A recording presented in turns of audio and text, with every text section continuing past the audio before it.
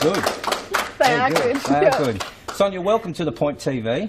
I'm so pleased to have you here. You're a bit of a surprising entrepreneur. When I read your story, you went from living in I would say, a very comfortable place in Shanghai, in China, to moving back to Australia, and then, I don't know, having only $2,000 to your name and very old, crappy Holden Commodore. Not that Holden Commodores, there's anything wrong with that. No.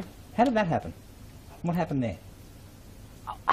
Well, we moved over to Shanghai, China. I decided to put my career on hold, and we moved over to Shanghai to follow my husband's career.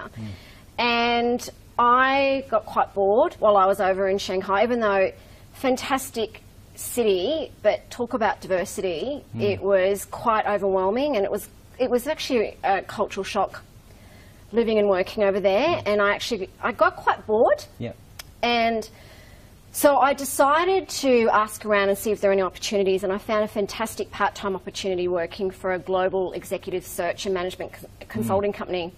And I was working part-time for them, and I remember at the time the president of this consulting firm said to me, "Sonia, we're growing quite rapidly and we need human resources." And I said, "Well, funny you should say that. I was going to put my hand up and see whether, because I've got a human resources background, whether I could work in a human resources role." And he said to me, "I'm going to put you with this European client. You're either going to sink or swim. Yeah. And if you swim, I'm going to promote you." Wow. So I decided to swim, and he promoted me. But then my whole world fell apart. Right.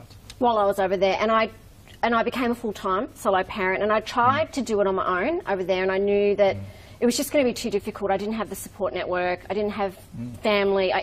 Even though I had made some friends there, I didn't have friends there that I felt safe and that, you know, they could support me. So I decided to move back and start all over again. And when I moved back, it was really challenging. It was, I think, survival mode kicked in for me. Because that's what I want to ask. Yeah. Sometimes we know it's easy. Well, it's not easy, but it's disappointing that you can go from such a high to such a low. So how did you go from such a low to then start up Leadership HQ?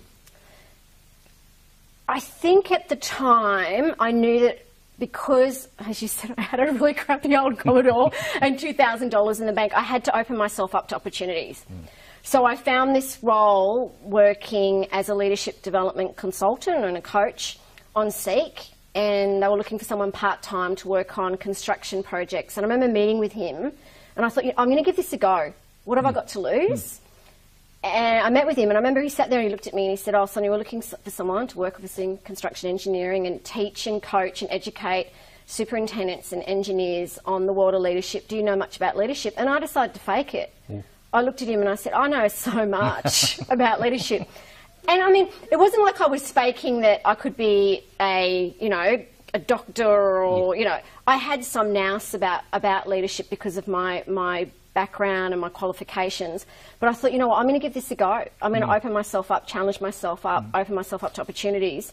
And I worked with him for a few years. I would go to major construction sites and projects and coach and educate and train engineers and foremen and superintendent. And I fell completely in love with it. I could see the difference I was making, and I knew this is where I wanted to be. And it was people around me that told me that I should start a business. And the best way for me to learn is to write, because I love writing. So I started a blog, and I called it Leadership HQ, and I love to write about leadership. And I thought, if I'm teaching leadership and I'm educating leadership, I might as well share that knowledge and those insights with others. And the blog started to gain momentum, and people had said to me, "Why don't you start a business?" And I stood on a cliff for about a year, thinking about it, planning it, and then I jumped off. And the rest is history, really, as we see it today. And I've had a look through your magazine and also at your website. It's amazing, from some of the stories that you have on there. What I'm particularly interested in is that there's so many facets of leadership.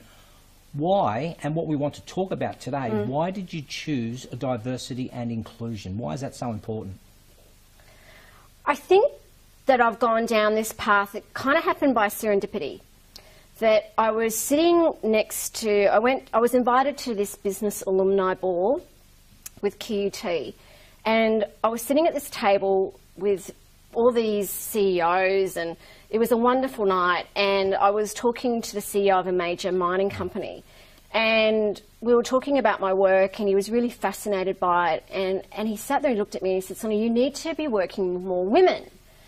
And I looked at him, I said, "But I do work with women. I work with any gender. I just happen to be working with more males because of the construction engineering space." He said, "No, I love your story and I love your passion around leadership. You need to work with more women." And the next day I thought, oh, that was a really interesting conversation. And the Pro-Chancellor from QUT said to me, "I saw you sitting down talking to the CEO of this mining company. What were you talking about?" And I said, "Oh, he thinks I should get into working with women." And he said, "Great, when are you going to do that?" And I said to him, "Well, I've only kind of just had the conversation. I haven't given it a second thought." He goes, "Sonia, you are going to do it. You're going to develop a Women in Leadership program. You're going to hold it at QUT. I'm going to find the room, and you're going." And I did it. I launched a amazing Women in Leadership program called Empower Her. And then from there, it's kind of snowballed because I've seen the difference that that program's made for women. And then I thought, well, hang on a second. What about in terms of working with in other areas when it comes to diversity and inclusion, because we also do a lot of work in the neuroscience space.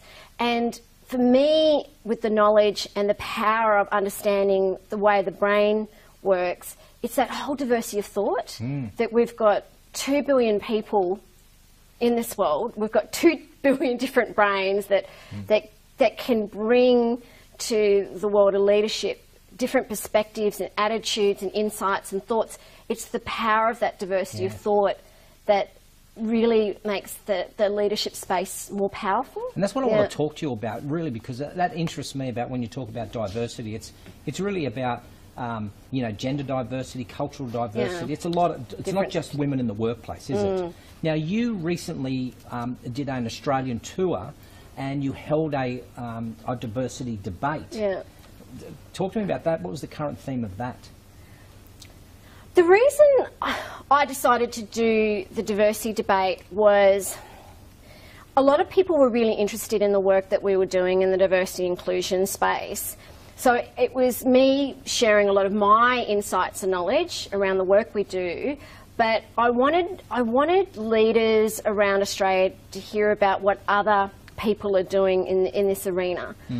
So we kicked it off in Brisbane, and we had 3 CEOs from different organisations, different kind of, they came with their different backgrounds and they saw diversity through different lenses. And it was such a hit in terms of, you had these remarkable leaders on this stage really debating about how they saw and how they led diversity. But you had a room of 50 people that were, it became quite a debate. Because it was listening to everyone's different perspectives, and also it gave them some tools and some strategies to go back and lead diversity within their organisations as well. And that's what I wanted it to create. I wanted it to create, maybe I'm seeing this differently, have or a discussion. And that's I wanted it to create a bit of a ripple effect. And because it was so successful in Brisbane, we decided to take it to Sydney and Melbourne. And it kind of became a life of its own. And yeah, so when I see a debate, I see, diversity's great, inclusion's great, let's get it on board. But then I also see the other side where there must have been somebody that says, no, let's not have diversity. Was that the theme also? That people were arguing that diversity isn't good, we should just keep the status quo as it is? I think the theme that came from the debates, which I happen to agree with, why do we actually even have to talk about the word diversity? Can't it just be that we accept it? I believe, it's about, I would rather see it as being inclusive, first and foremost, that we are inclusive as leaders, and just understand that there is diversity. There is diversity in terms of everyone's different. It actually disappoints me when you have to bring it up in a conversation. It means that we aren't including them, and then when our leaders of this country here turn around and they say, okay, we have now added 3 more ladies or women to our portfolio. I mean, what's the big deal? Why even bring that up? I mean, is that the issue? Is that we should have more gays, we should have more blacks, we should have more ladies in there, we should have more pregnant women? Is that the issue? That we're not and we should? I think we're not and we should. I think it's around this whole unconscious bias thing comes up a lot, that, you know, when we are looking at recruiting for talent or recruiting for boards, are we recruiting people that are like us? Are we really being open-minded to thinking outside the square when it comes to recruiting the best talent based on skills and attitudes, regardless of gender, culture? Yeah. I think that that's what we should be focusing on, and it really also brings up this whole thing around targets and quotas as well. There was a big theme in the debate about that. There was quite a heated discussion at every event around that, in terms of people feeling that it should be about targets and other people saying it should be about quotas around, you know, we should have quotas in terms of women in leadership, whereas other people are like, well, no, we should have targets. And sometimes I do get a little bit... Which way did the pendulum swing? More around targets, which was interesting. Yeah, which after the debates, I was very pro-targets. Yeah. And then after coming away from the debates, I started thinking, okay, I can see why quotas would work. See, this is where I get confused. Are you talking about quotas and targets, or are we just talking about it should be all around skill? I think it should be all around skill. I think it definitely should be all around skill, but I think in terms of especially the people that are really embedded in working in the diversity space, they see the difference that quotas make. See, talk to me now, just take a step back. Yeah. There are people actually working in the diversity space. Yes. So their whole role is to ensure that the rest of the population is happy that we have got diversity. Yes. Forget about skill, we just have to look at diversity. Is that what those people's roles are? Yes. Right. See, that confuses me. In my head, I just go, all right, why are we even having this debate? Why are we even sitting and having a discussion here when I would just say the right person for the right job with the right skill should be getting the job? Forget about whether you're black or whether you have, you know, you live in a certain area. Yeah. We just look at skill. So were those comments also coming up that people were confused about? No, I don't think so. I think that they could see there was definitely merit for people that are working in the space of diversity and inclusion, because it's about, their role is about change. Right. Changing mindsets, looking at, you know, are we recruiting talent with the right skills and the right attitude per se, but are we looking at their resumes and going, oh, okay, they go to Griffith University, oh, the same university as me, oh, I'm more interested in, you know, that they're not recruiting or they're not focusing on, like, does that make sense? Yeah, in totally. terms of they're actually thinking outside the square. That, it is a bias. It's an unconscious bias. Yeah. So, all right, let's just say I have an organisation. I've got 50 people in my organisation, and I'm loving this. And I think, yes, you know, I have been a bit biased there. I have been choosing the person who is a little bit like me, gone to the same school, plays the same sport. Yeah. You know, even wears the same clothes that I do, which is a bit weird if they did that. But anyway, where do I start? I think it's around understanding whether that's a great start, the self-awareness. Do I have, we all do. The thing is, we all have unconscious bias. And recognising what biases you might have and being more open to looking at, well, maybe there are people out there or there's talent out there. How are we actually going about, you know, what are our messages that we're giving out there as leaders?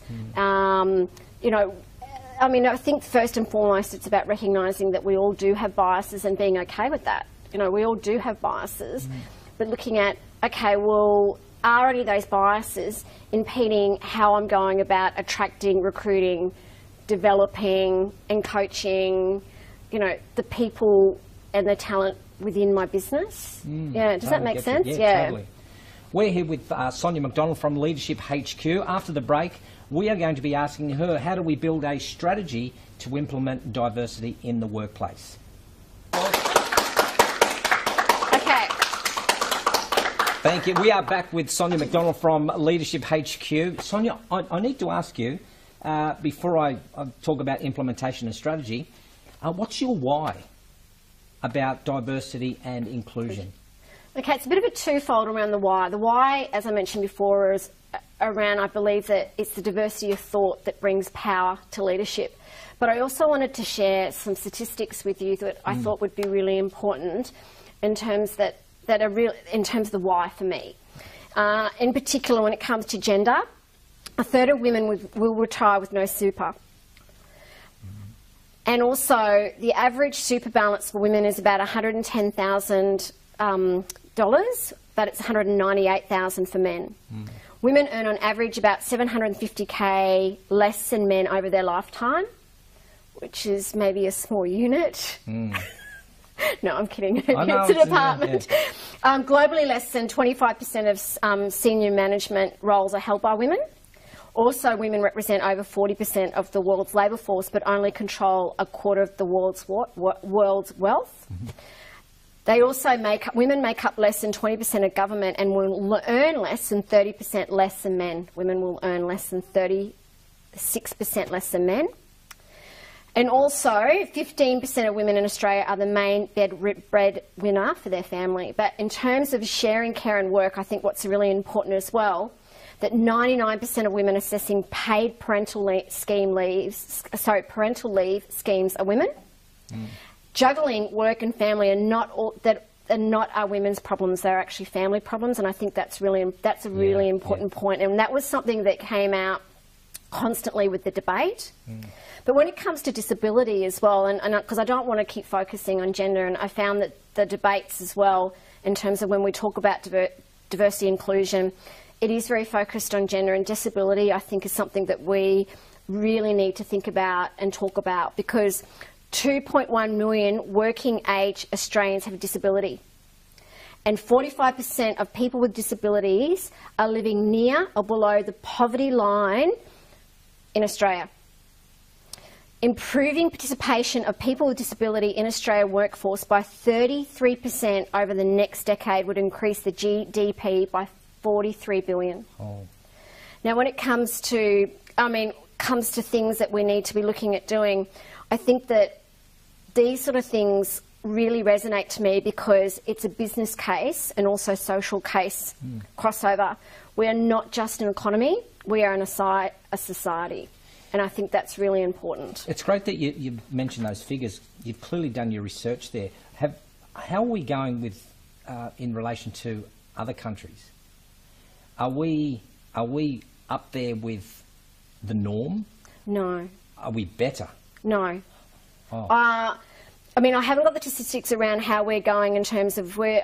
The US is very close in terms of, and particularly around the 25% of senior management roles are held by women.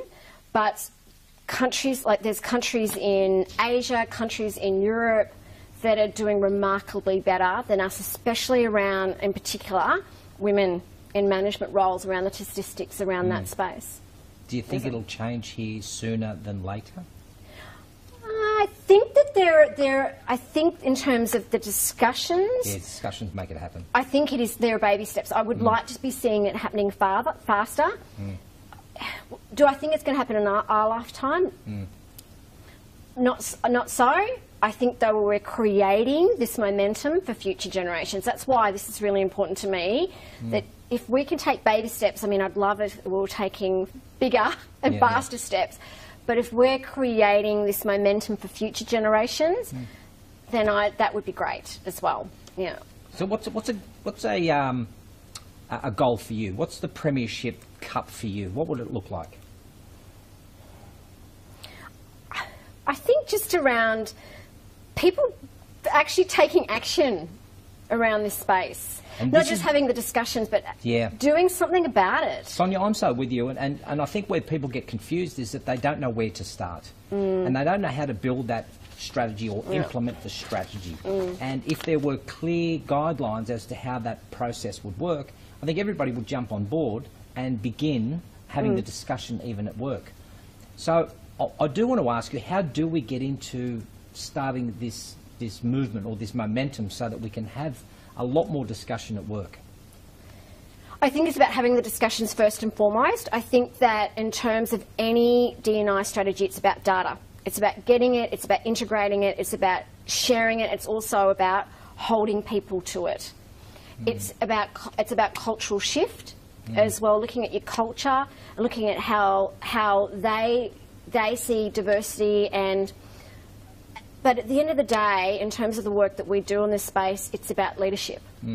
It's about having conversations with the executive leaders or the leaders within the business and say, okay, let's look at this business, let's look at the culture, let's look at the data, okay, the data around recruitment, around succession planning, around, you know, women in management, those sort of things. I mean, there's so many companies are working with at the moment where they have, say, 50% women working at that lower level or at the, you know, the coal face, but as soon as it gets up to moving into a management role, it decreases dramatically. And why is that?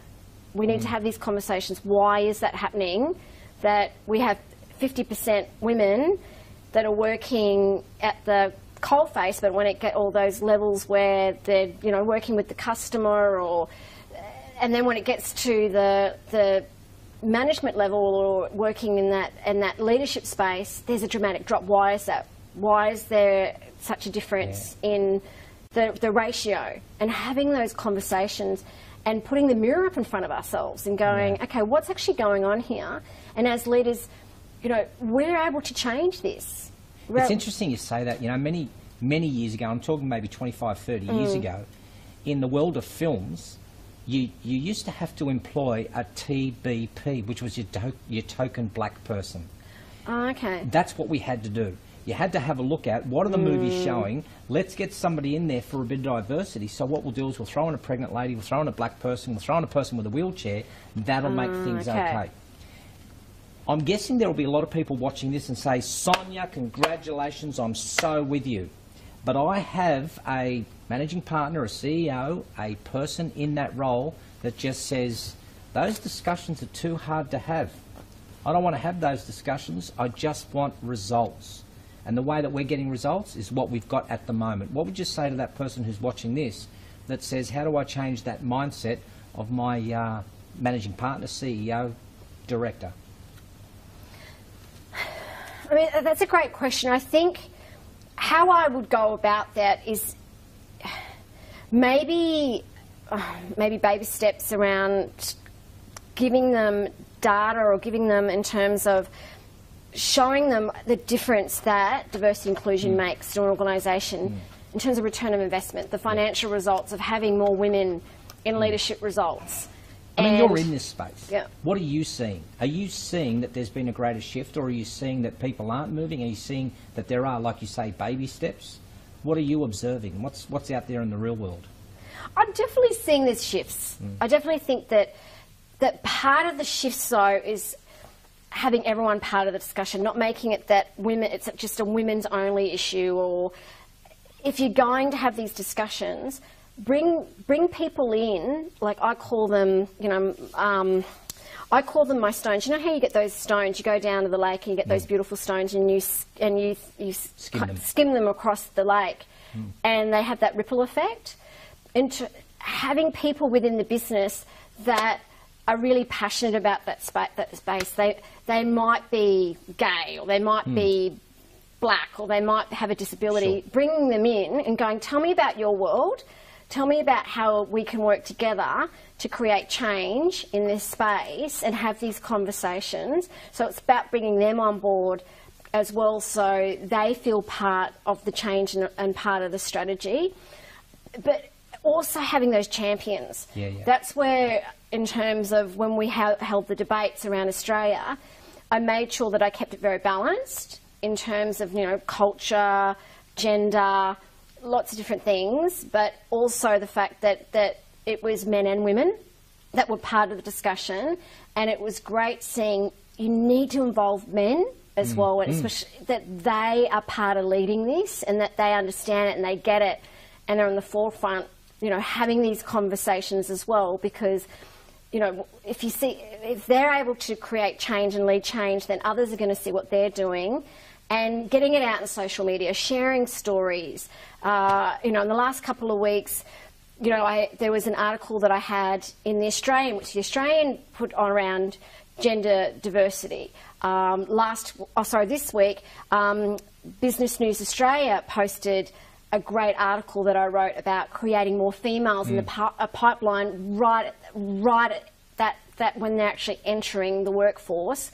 You know, creating platforms for them to find mentors, sponsors, coaches, be part of any leadership program right from university, where you're supporting them to have the confidence and capability and building females through the pipeline. So those stories create, you know, wow, okay, maybe we should be doing that, or maybe we should be talking about this, you know, we should be sharing more stories and successes. And the people throughout the debate, and you had a lot of discussions with them, who felt that they weren't being represented? Were there a certain body of group or a group of people that thought, yeah, we aren't being represented in the workplace and we want a voice out there? Were there particular standouts? Not so much. No, I didn't see. So I think that there was, in particularly one location, that they felt that we were talking a little bit too much about gender. And sometimes you do fall into that trap when you have these discussions. So I had to be conscious of bringing it back, that we're talking about diversity and inclusion as a whole. So but it became became easier for us to talk about the gender diversity space. Probably because I think that we're seeing a lot more in the media around that, and also that there's a lot more around, for instance, like women's agenda. There's a lot more women's groups, a lot more women's programs, a lot more women advocating in this space. This is a real hard conversation to have. You know, people who will be watching this will go back to the workplace and they'll say, you know, I just watched this this wonderful discussion with Sonia, and I want to open up the conversation. I think we should have a round table. Let's begin. And like you say, get the champions out there. It's a hard conversation and a difficult one to have. So how do we get around all that? I think having something similar to what I did with the debates. Saying maybe we should create our own internal diversity debate. Maybe we should have, you know, a platform where we bring in maybe some key leaders within the organisation. And what if you get a response like, I don't know why you want these debates, everything's working fine here, have a look at our bottom line. You know, our safety's working well, we're making great profit, we're green and clean, everything's doing well. Now you want to bring in another debate about having diversity? You know, come on, how far do you want to take this? What happens then? Yeah, no, look, I get that. I get that, and that's why I think in terms of leaders, these sort of platforms to hear, I mean, organisations don't exist without its people. And I think sometimes leaders, we spend too much time peddling and we don't spend enough time kind of standing on the balcony and looking at what's going on in the system. Okay, and sometimes taking time out to go, okay, I might have to step back from the doing and the peddling and go, maybe I need to kind of get a sense around what's going on with the people within the system. How are they feeling about D&I? How are they feeling about the culture? How are they feeling about how we're going as an organisation? I think it's really important for leaders to, and in terms of any change management process that we do, it always involves us, it might be a D&I survey or cultural or engagement survey with some D&I and leadership folded into it, focus groups. It's about the data. If you can demonstrate the data back to the leaders, and if you can go, come on guys, this is where you're going well, but this could trip you up. If you can show them the data, then they'll be more likely to go, whoa, I didn't know that, because I didn't see the forest for the trees, you know, because it takes maybe just coming back to them with the data. Do you think the government should be playing a role in this? The government? Yeah. Do you think they should be the leaders who are saying, like if you go back a couple of years ago, I think it was Joe Hockey that said, you know, let's have, you know, let's get the population up. Have one for the country, have one for the family, and have one just for fun. So they play a role in how determined the population is going to work. So do you think we should invite the government in here to start making some changes from that perspective? I would like to see them doing some more stuff in-house well, seriously, about their own... Okay. So somebody's now sitting there. You've got someone sitting there. He could be a Queensland senator. He could be a front bencher. And they're saying, like what, Sonia? What do you want me to do? Have a look at the data that we have. Yeah. We have got disabilities. We have got inclusion. We have got, gender in there. What more do you want us to do? Talk about it. Right. Drive it. Make it better. Yeah. Do more. Do you think they're on board? The government? Yeah. I don't know. Sometimes I think they like to talk it, but I don't know if they're walking it. Okay. To be honest. Would you like a platform there? Oh, absolutely. Walk in on question time, annoy them all, stand up and say, I'm sorry, you're talking all about this other stuff. I need to talk to you about something else. And I go, who are you? And I would do it. You would, of course you would. I would be there. I'm like the terrier when it comes to this stuff, because I just think that it's about doing something about it. It's about taking action. It was just, even after these diversity debates, the one thing I was a huge advocate for was, don't just talk about it. Don't just talk about it. I think it's really important to go back and have the conversations, but do something with it. You're an action girl. You want it to happen, don't you? I want it to happen. You do want it to happen. Yes. But again, I'll go back to the person that sits here and says, yes, I want this to happen. But it's not so much the person who sits around the table at lunch and they're having their, Chico rolls and their chocolate cakes. What, do they have that for lunch anymore? I have no idea. But they're not sitting around the table in the lunchroom saying, we're going to make it happen. I can't get through to the barrier for them to sit down and listen to me. But if that's the block, then find other people in there that get it. Yeah. Find other people that are willing to be those stakeholders, or those rocks you flick, that skimmer across the lake. Find those beautiful stones and those people that are willing to be champions of change and make a difference. Oh, you'd be happy if your phone was ringing off the hook tomorrow saying, Sonia, I need to get you into my organisation for 45 minutes to have a chat to someone. Would you do that? Yeah, absolutely. Of course, I can see you're biting at the chomps to get in there to make some changes. Yeah. So let's talk about maybe the last thing that I want to know is that how do we then get a person to lead that charge? Let's talk about the manager, the CEO, the owner of the company. Yeah. What would you suggest to them that says, okay, got a lot of information from there, but I'm going to be at the forefront of this. How do I lead this? What do I do? How do you lead it? I think it's around focusing on just a couple of things.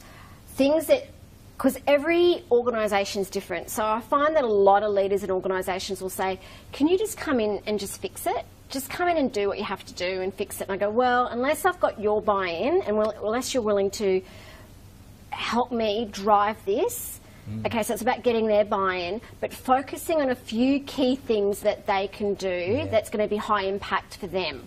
Yeah. Because everyone's very different in terms of their culture, and also it's also making sure that D&I is part of their strategy, that it's part of their strategic plan, that they're whether it's quotas or targets or whatever they want to focus on, it's about focusing on a couple of key areas, doing really well with those key areas, celebrating this, and then kind of go, okay, what can we do next? Not kind of going, oh, we need to do all this stuff. Oh, we need to do that, we need to do that, we need to do that. Go, okay, let's look at what we think can make a difference here and now. Let's focus on those key things, and then, okay, let's do well on those, and then the next step. Does that make sense? Yeah. Because it's about building momentum, getting those kind of early adopters on board, and then kind of building momentum so people can see the different, and celebrating it and getting out there and sharing the stories. This year I was the judge for the Key Media HR Awards, and I loved being the judge for those every year, and I specifically asked for the D&I to judge the Diversity and Inclusion Awards. And it was so great seeing there were so many different organisations from all different diverse industries and not-for-profit, and they were just some great submissions, but they're all very different in terms of their strategy and also seeing how it had impacted their culture and how it had impacted their business by focusing on a couple of key areas and doing them really well, but it had to really resonate to them as an organisation and be meaningful for them and their leaders and their people as an organisation as well. You're with The Point, and we're talking with Sonia McDonald. Let's take a break. And clap. Welcome back to The Point. I'm here with Sonia McDonald, and we're talking about diversity and inclusion. So, Sonia, tell me about maybe give me a case study where you've seen an organisation increase their D&I, and what has been the impact? I have to say, in particular around the women in leadership space that we work in terms of a case study, there was a particular organisation that we worked with in the engineering space, and we had taken about 15 women through a customised leadership program over several months, and the impact of that was we saw that I think it was about maybe 20% of these women were promoted quite rapidly into management roles. And the feedback, because I'm very much around obviously results and seeing in terms of return on investment, when I went back to the organisation and spoke to them about how they had made a difference, they said that in terms of the levels of engagement and the feedback they had got from the organisation, it had made a remarkable difference to in terms of engagement, feedback and levels, because they were promoting women. They were promoting within, but also they were promoting women up to senior roles. These women had also become mentors for the other women within the business, and it just created a lot more in terms of, as I've mentioned, diversity of thought, productivity. That they felt that people seemed more motivated and engaged within the business, and it had made a difference towards also the leadership teams as well. Yeah. Oh, yeah, great. Yeah. And I'm guessing from what I'm hearing is that, okay, we'll take some baby steps, we'll get the conversation going, we'll get some champions in the organisation to start maybe rallying around having, that conversation. Yeah. Any other actions that came from the debate that you can include? That's a great question, because I'm action orientated. So some things that I think that is imperative and I think would be pivotal in terms of some takeaways from our conversation today are that to ensure diversity and inclusion through providing women with leadership training and also through internal policy changes. Also to start a conversation about inclusion at your next leadership meeting. To join the board of a female-driven organisation as well, to implement diversity inclusion workshops within the organisation to provide momentum to any sort of plan that you've got in this space. I mean, I know I've talked about the data is really important. Also to drive and promote the idea of disability. Recruitment would be fantastic. Also I think around the diversity inclusion, it is around diversity of thoughts, hearts and minds of senior leaders. So develop a business case that's unique to the organisation, create awareness of it towards that cultural change. And also flexibility. So we talked a lot about, in terms of the debate, flexibility. But I think it's around flexibility for all. So how can you embrace working flexibility for everyone within the business? Men and women, regardless. I think in terms of that, it's around just keeping the conversations going, involving everyone in the conversations, but it's about action, what we can do that's really going to be high impact and resonate to us as an organisation and our culture. Sonia, I am so glad that we had this discussion. I'm ready to, to shake things up in my organisation, ready to, have those difficult, or not for me then.